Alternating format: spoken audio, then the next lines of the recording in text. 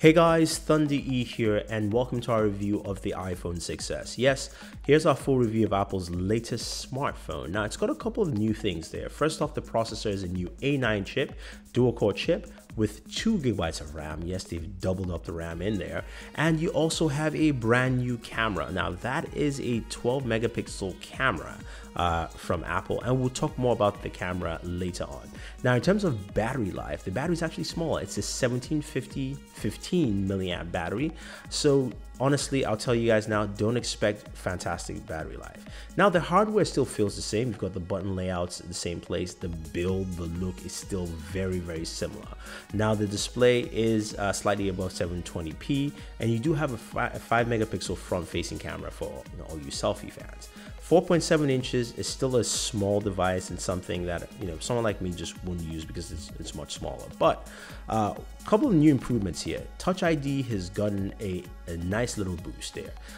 Once you actually place your finger on the sensor, it just picks it up pretty quickly. So once I actually go ahead and touch, it unlocks the screen. So that slight delay isn't there, and I really like what they've done with Touch ID. So that's a really nice, good improvement from Apple. Now also some nice little additives is that you can also make emergency calls directly from your lock screen, which is nice.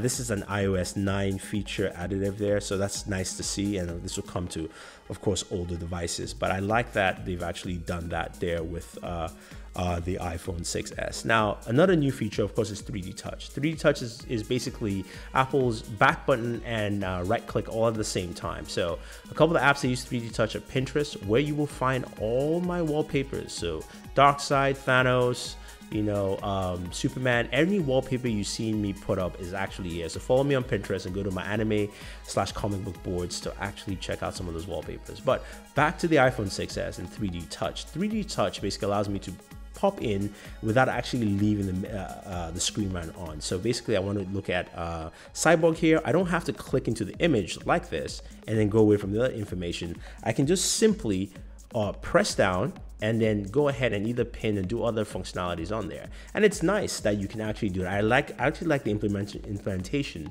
of 3D Touch. Now, another device that uses 3D Touch is Instagram, or another app, sorry, that uses 3D Touch is Instagram. And here, you can go ahead and look at your images and just peek into them without leaving this menu. So I'm on my activity feed, I can see an image that someone liked. I can go ahead and even comment and share. If someone left a comment, I can go ahead and comment right there.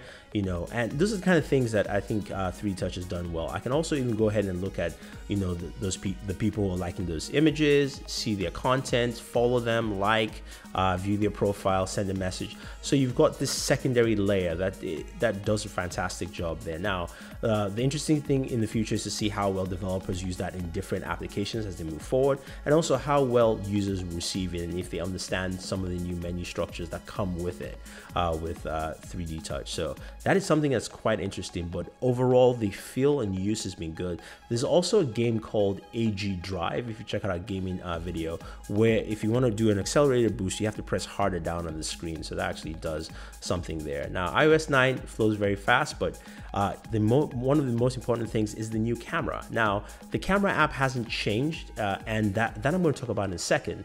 You've got live photos, which is also a new feature within the camera. Besides taking 4K videos as well as videos at 1080p 60 frames per second, you also have the ability to actually shoot live photos, something that you've seen from Nokia devices, HTC, and that's the icon there. And once you turn it on, you can actually go ahead and shoot a photo and then record a live clip with it, which is nice. So I have Raphael here who's going to demo for me, and I'm going to basically just kind of walk him across the screen and basically take a photo. And what that does, it captures the moments before and moments after and creates a little short video clip for me.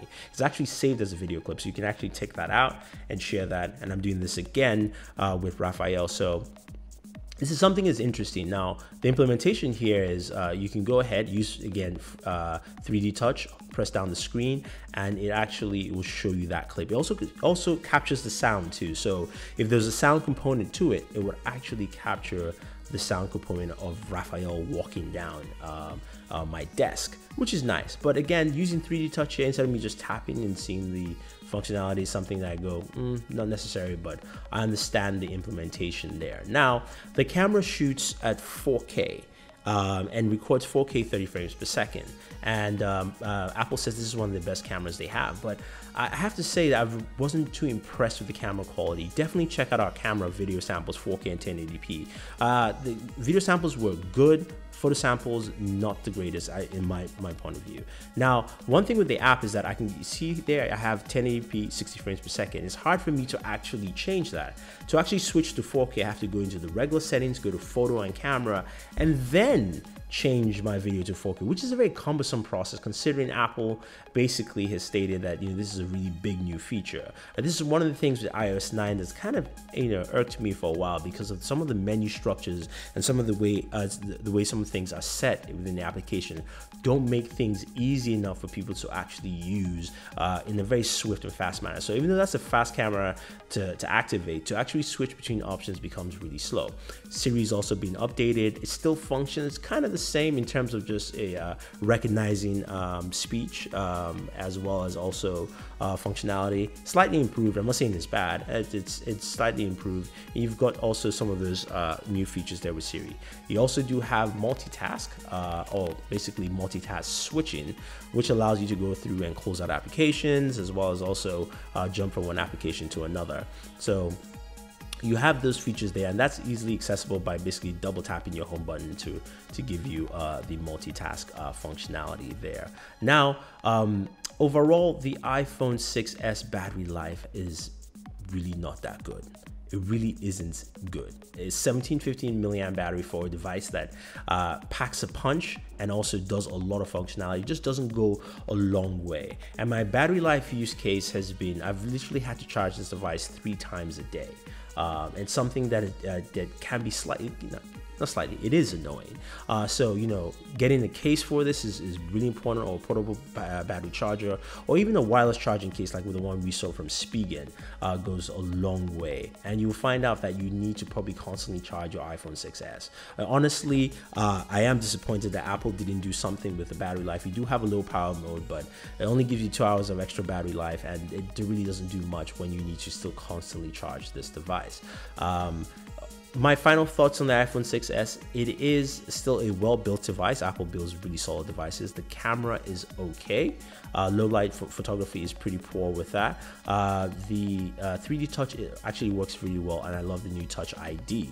But overall, this is a device that I would have to probably go for the plus if I was going to pick an iPhone 6, just because the sizing isn't something that I definitely like. The functionality also is something that I think is still limited, especially the way iOS 9 is aggregated. But I think the Plus would probably be a better option just because of the battery life and also because of the slightly better camera with OIS. But anyway, guys, that's my thoughts on the iPhone 6s. If you're looking to upgrade from an iPhone 6 to the 6s, I'd say not really. If you're going to 6s Plus, maybe, but from the 6s, not so much. Anyway, guys, leave your thoughts, let me know. Don't forget to like and share this video, favorite this video, subscribe to the channel, and always enjoy your entertainment.